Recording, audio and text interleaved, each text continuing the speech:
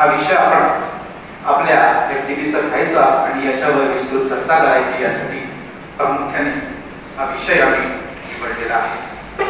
त्यातच हा विषय घेण्यामागे आणखी अशी आमची भूमिका होती की राष्ट्रसंत तुकडोजी महाराज नागपूर विद्यापीठात किंबहुना संपूर्ण महाराष्ट्रामध्ये 2024 आणि 2025 ला NEP UG लेवलवर लागू होत आहे. युनिव्हर्सिटीचा ड्रॉप तयार आहे, परंतु अनेक प्रश्न त्यामध्ये आम्हाला अनुत्तरित वाटतात. मेजर काय, मायनर काय असणार, वोकेशनल कोर्स कुठले घ्यायचे, ऑनलाईन स्वयंपूर्ण वर्ष कोर्स कुठले विद्यार्थ्यांचे, आपले विद्यार्थी मराठी मीडियमचे आहेत, सगळे कोर्सेस इंग्लिश लँग्वेज मध्ये आहेत. मग अशा वेळी आपल्या वर्कलोडवर काय परिणाम होईल, हे संपूर्ण प्रश्न जे अनुत्तरित आहेत त्या प्रश्नांचे उत्तर शोधण्याच्या संदर्भात हा विषय आम्हाला अत्यंत महत्त्वाचा वाटला आणि FDP साठी आम्ही या विषयाची निवड केलेली आहे. दुसरी गोष्ट अशी की हा विषय मला यासाठी परत महत्त्वाचा वाटतो की आपण या 21व्या शतकात आहोत. 21व्या शतकाचे जे स्वरूप आहे हे मोठ्या प्रमाणात बदलत आहे आणि या बदलाची जी व्याप्ती आहे ती प्रचंड आहे. या 21व्या शतकाचे वैशिष्ट्य जर आपल्याला सांगता येईल तर तंत्रज्ञानाचे गारूड समाजासमोर किंबहुना संपूर्ण जगासमोर आज व्यापलेले आहे. आणि या तंत्रज्ञानामुळे होते काय, जी बदलाची जी गती आहे ही मोठ्या प्रमाणात आहे.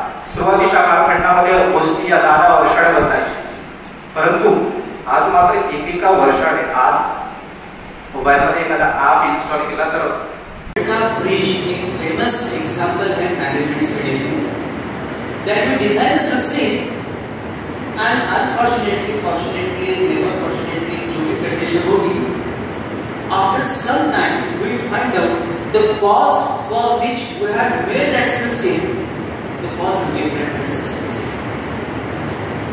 तो आज जोड़ेट का ब्रिज ऐसा है कि जिसके एक छोर पे भी कोई नहीं है, दूसरे छोर पे भी कोई नहीं है, नदी बाजू से बह रही है और ब्रिज इतना खड़ा है, तो ब्रिज का ओपन.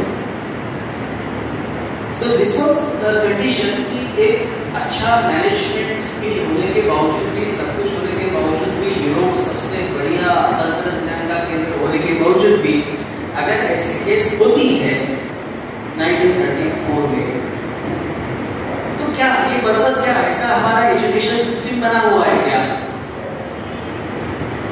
कि सारी चीजें हो जाती है, PhD तक आ जाती है, लेकिन वो जो सीखना था वो सीखना बाजू से बह जाता है और हमारे स्टूडेंट ये जोड़ेट का ब्रिज जैसे रेत में खड़े हो जाते हैं. इधर उसके पास कुछ भी नहीं और उधर भी उसके पास कुछ भी नहीं. क्या ऐसे होता है, क्या होता है, ऐसा बोलने की जरूरत नहीं है. होता है वेरी. मैं आज के पूरे सेमिनार में, भाषण में कहीं पर भी कोई जनरलाइज स्टेटमेंट नहीं दे रहा हूँ. हम लोग देख रहे हैं, ऐसा इंडिविजुअल मत लीजिए मैं किसी को आरोप कर रहा हूँ, गलत बोल रहा हूँ. बिल्कुल हम लोग सोच रहे थे चर्चा में, तो क्या ऐसा होता है क्या, और ऐसा नहीं होता है तो हमारे पास कुछ ना कुछ तो अच्छी चीजें होनी चाहिए. तो क्या एजुकेशन में जोड़ेट का ब्रिज बन गया है? चलो देखिए, ट्राई करते एक बार. मेरे पास क्या क्या है मालूम नहीं, इसे एक बार और ट्राई करते हैं.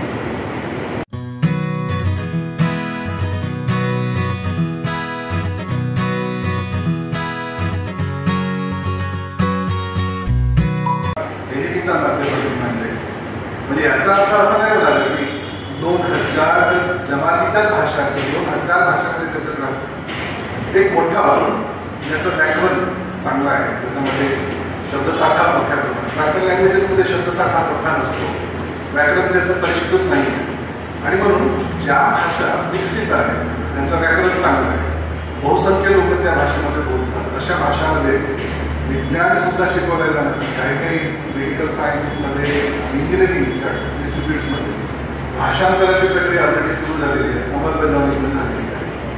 आपल्याकडे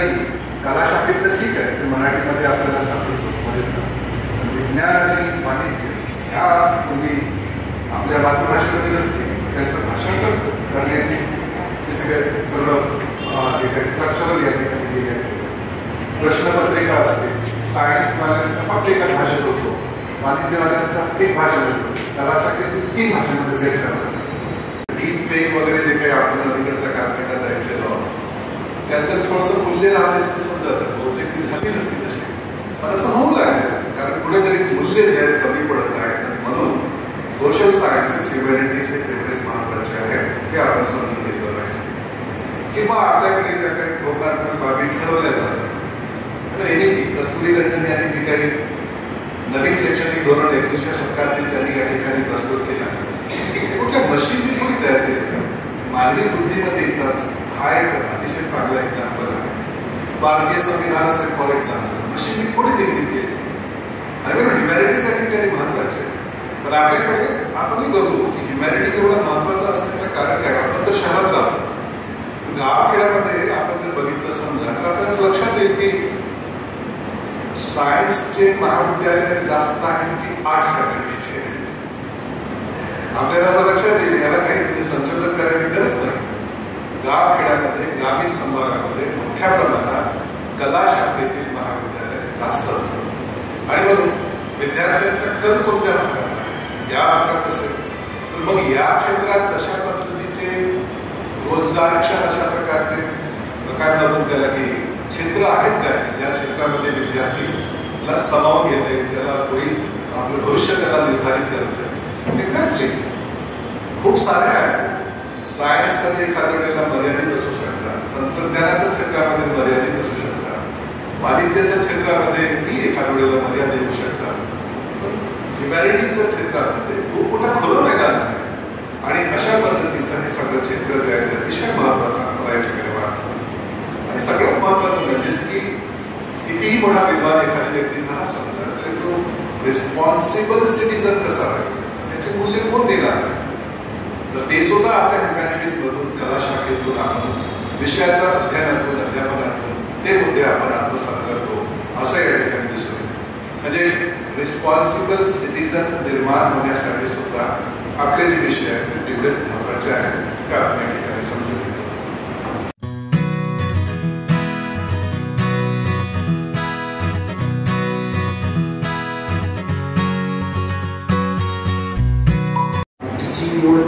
कमी त्यांचं म्हणणं बरोबर आहे की आजच्या फ्रेम ऑफ रेफरन्सने जर बघायला गेलं तर ते लोड घटणार. म्हणजे मी कॅल्क्युलेट केलं आहे ते लोड आहेत 13 इंग्लिशचं. जर तुम्ही सब्जेक्ट वाईज इंग्लिश म्हटलं तर ते लोड आहेत 13 किंवा मराठी जे काय असेल त्याचं 13च आहे एका सेक्शनचं, बरोबर, जे कमी बॅच मी सगळं करू. पण राव सरांनी मला डिस्कशनमध्ये सांगितलं की मूळ भूमिका शासनाची अशी आहे की 40% जे जेनेरिक्स टाकलेले आहे त्याच्यावर IKS, व्हॅल्यू, कल्चर आणि हे बाकी सगळं जो कॉमन एलिमेंट आहे ज्याच्यामध्ये काही चॉईस नाही, आर्ट्स तरी घ्या, कॉमर्स तरी ते तुम्हाला शिकणंच आहे. तर हे irrespective of teacher from English, commerce, science that will be considered as load असं ही प्रमुख भूमिका त्यांनी ऑलरेडी क्लिअर केली. आणि ती खूप अर्जंट मिटिंगमध्ये झालेली आहे, त्याच्यावर आता ते डिटेलिंग करत आहे. पण ह्याच्यावर कुठेच मागे जाणार नाही सरकार आणि जाऊ शकत नाही. आणि त्यामुळे आपल्याला हा बरोबरचा जो प्रश्न आहे कसं होत आहे की 2 गोष्टी असतात. नवीन सिस्टम लावायची तर त्या हिशोबाने स्ट्रक्चरही बदलावं लागतं. नवीन सिस्टीम जुन्या स्ट्रक्चरवर लागू नाही पडत कारण ती इफेक्टिव्ह राहणार नाही. ते स्ट्रक्चर कोलॅप्स होऊन जाईल. स्ट्रक्चर बदलायचा, व्यवस्थाही बदलावा, ते सिस्टम प्रोसेसही बदलावा, त्याच्या हिशोबाने नाहीतर त्याचा परिणाम काहीच निघणार नाही, निष्पन्न होणार नाही. त्याची त्यांना जाणीव आहे आणि त्यांनी हे संगीत शब्दात सांगितलं होतं बॅग साईज. असं काही झालं तर हा एक बातमी दोन्ही प्रश्न विचारून घेतो. सरकार काय म्हणतं त्यावर ते अवलंबून असणार आहे. आणि एक अत्यंत महत्त्वाचा प्रश्न आहे सर, मेजर आणि मायनर. आता कॉमर्सचं थोडंसं वेगळं आहे, आर्ट्सचं थोडं वेगळं असणार आहे. जसं आमच्या कॉलेजमध्ये आर्ट्सचे 12 विषय आहेत आणि जवळपास सगळेच विषय त्यांनी मेजरमध्ये टाकलेले आहेत. ठीक आहे, तुम्ही 7 विषय मेजरमध्ये ठेवलेले आहे कॉमर्सचे. आता या 7 पैकी आपण आपल्या कॉलेजमध्ये 2 किंवा 3 निवडायचे ते आपल्या सोयीचं होईल. मी म्हणालो होतो निवडलं तेव्हा की आम्ही काय करायचं ते आम्ही पाहू. प्राध्यापक हा प्राध्यापक असतो, तो त्याच्या पद्धतीने करेल. महत्त्वाचा भाग असा आहे की जर मला तुमच्या विषयाची तेवढं माहिती नाही आहे की समजा बिझनेस इकॉनॉमिक्स हा विषय आहे. तो इकडे जो आपण निवडत नाहीये तो मेजरमध्ये आहे, तो सोडून दिलाय. पण तो इकडे मायनरमध्ये समजा आहे, म्हणजे बिझनेस इकॉनॉमिक्स असेल किंवा आर्ट्सचे सांगतो मी की आर्ट्समध्ये आमच्या कॉलेजने 3 मेजर विषय निवडले किंवा 4, 5, 5, 6 जे काही निवडले, त्यात आम्ही पॉलिटिकल सायन्स आणि सोशलॉजी हे मेजरमध्ये घेतलेच नाही. इन केस ते मायनरमध्ये राहणार आहेत, मायनरमध्ये घेता येईल. मग ते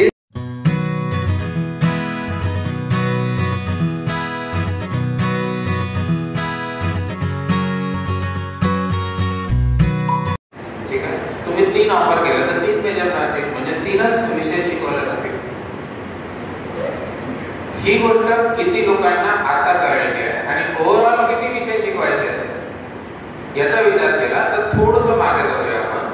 आपल्याकडे पहिले इयरली सिस्टीम होती.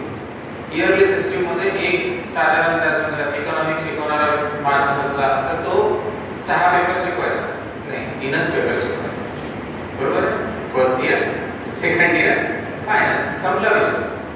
मग तुम्ही त्या इयरलीचे सेमिस्टर केले तर आपण त्याच्यापेक्षा शहाणे आपण एकाचे 2 केले. मग आपल्या 3 पहिले जे शिकवत होतं त्याचे 6 पेपर झाले. जसं की section A, section B, section A, section B सारखे ते 3चे 6 झाले.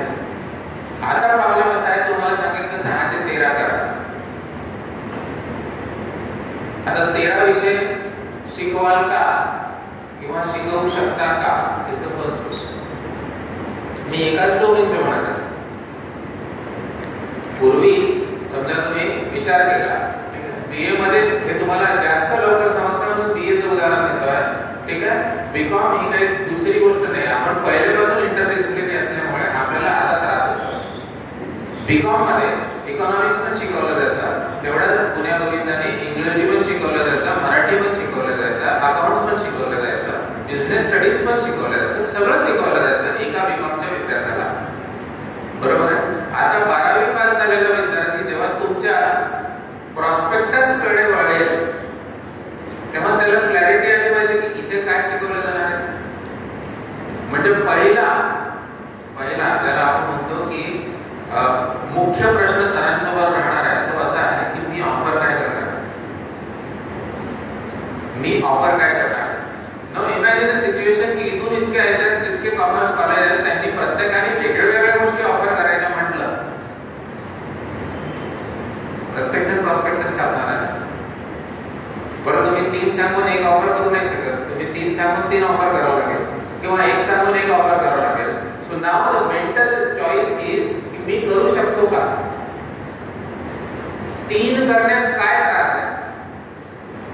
3च्या 3ही मेजर ऑफर करण्यात त्रास काय. त्रास नंबर 1, पहिले एका वर्गात काम चालत होतं, आता 3 लागते.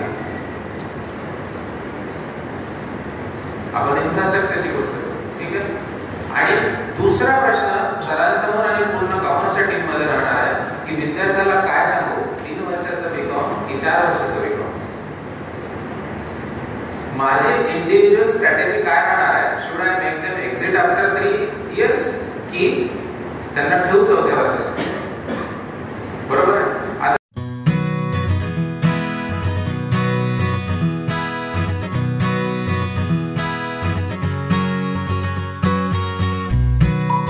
सायन्स फॅकल्टीमध्ये त्यांनी एलिजिबिलिटी कंडिशनमध्ये टाकलेलं आहे की तुम्हाला 12वीमध्ये जोपर्यंत तुमचे 3 सायन्सचे विषय तुम्ही ऑप्ट केलेले नसतील तोपर्यंत तुम्ही सायन्स घेऊ शकत नाही. ठीक आहे.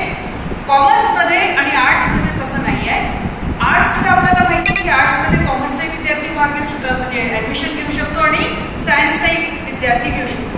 परंतु कॉमर्सच्या एलिजिबिलिटीमध्ये असं आहे की आर्ट्सचा विद्यार्थी कॉमर्समध्ये सुद्धा ऍडमिशन घेऊ शकतो. बरेचदा अनेक लोक ते ऍडमिट करत नाही, परंतु आपण कॉमर्सच्या विद्यार्थ्यांना म्हणजे कॉमर्स फॅकल्टीमध्ये आर्ट्सच्या विद्यार्थ्यांना सुद्धा ऍडमिट करू शकतो. नेक्स्ट